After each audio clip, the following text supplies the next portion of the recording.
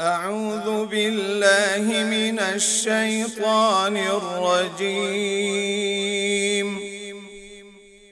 بسم الله الرحمن الرحيم.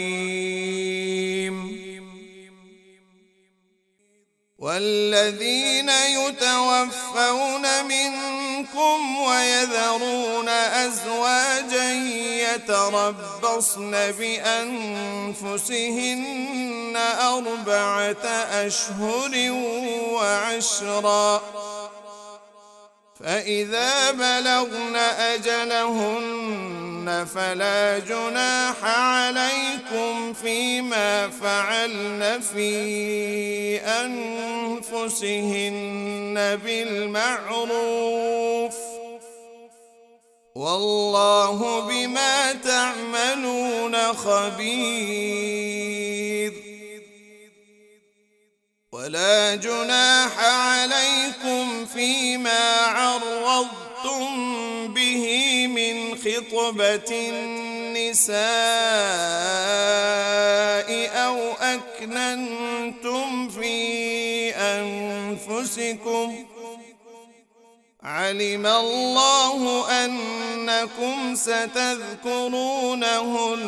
ولكن لا تواعدوهن سرا إلا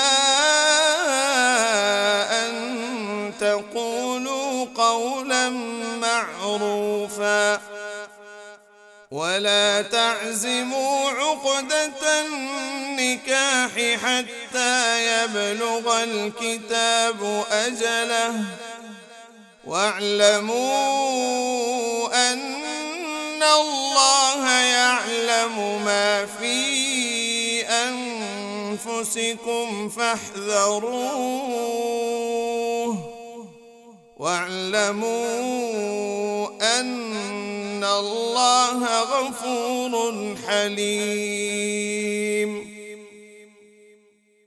لا جناح عليكم إن طلقتم النساء ما لم تمسوهن أو تفرضوا لهن فريضة، ومتعوهن على الموسع قدره وعلى المقتر قدره متاعا بالمعروف حقا على المحسنين.